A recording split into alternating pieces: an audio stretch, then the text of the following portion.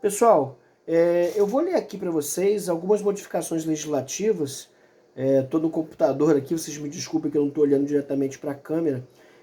Eu vou ler algumas modificações legislativas que são muito importantes a gente acompanhar, tá? Elas derivam da Lei 13.964 de 2019, que trouxe as alterações do pacote anticrime. O artigo 112, ele passou por bastante modificações recentemente, tá? Ele teve uma modificação em 2003, tem uma agora em 2019, e a modificação da versão anterior dele era a seguinte, né? A versão anterior dele dizia assim: artigo 112.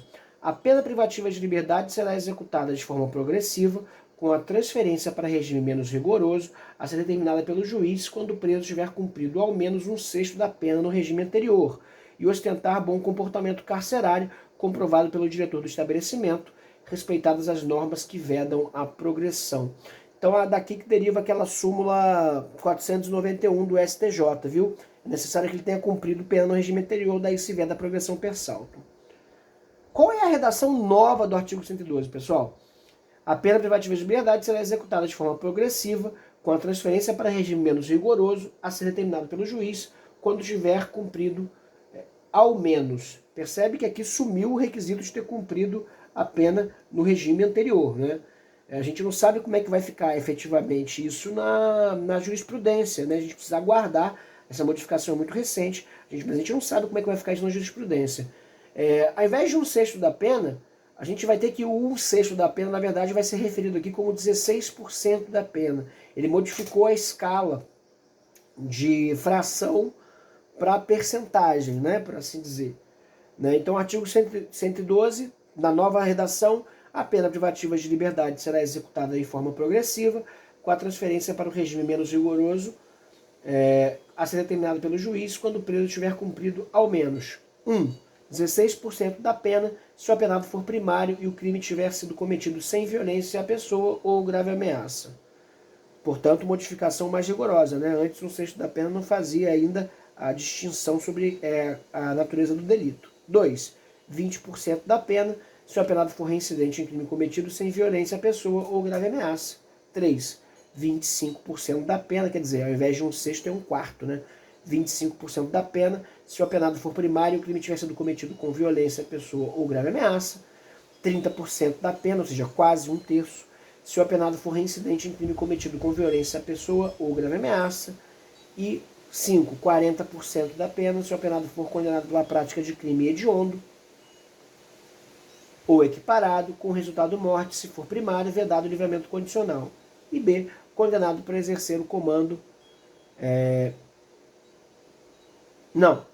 Desculpem, inciso 5. 40% da pena se o apenado for condenado pela prática de crime hediondo ou equiparado, se for primário. E o 6 vai valer 50% da pena, né, metade, se o apenado for A, condenado pela prática de crime hediondo ou equiparado, com resultado morte, se for primário, vedado o livramento condicional. B, condenado por exercer o comando individual ou coletivo de organização criminosa estruturada pela prática de crime hediondo ou equiparado. Ou C, condenado pela prática de crime de constituição de milícia privada. Inciso 7. 60% da pena se o apenado for reincidente na prática de crime hediondo ou equiparado. E 8. 70% da pena se o apenado for reincidente em crime hediondo ou equiparado, com resultado morte, vedado o livramento condicional. Então, por favor, percebam aqui que as condições de progressão de regime estão bem mais duras. Tá? Para quem era primário, com bons... que praticou crime sem violência ou grave ameaça à pessoa, ficou a mesma coisa. 16% equivale mais ou menos aí a um sexto. Tá? Vai dar 16,6, na verdade. Mas para quem praticou um crime mais grave, o empecilho à progressão de regime é enorme. Né? É quase como um reconhecimento legislativo de que o sistema de progressão de regime tem uma funcionalidade bastante baixa. Né? Parágrafo 1º, em todos os casos, o apenado só terá direito à progressão de regime se ostentar boa conta carcerária comprovada pelo diretor do estabelecimento, respeitadas as normas que vedam a progressão. Aqui, a comprovação do diretor, pelo diretor do estabelecimento não seja análise subjetiva do diretor, tá, gente? É simplesmente o atestado de comportamento carcerário, tá? Se ele respondeu ao processo administrativo, disciplinar, se ele praticou crime na constância da prisão, Ele aqui não vai fazer uma análise subjetiva, tá? Os requisitos são objetivos. Nesse caso, tá? O advogado e a advogada que vão trabalhar em cima dessa construção.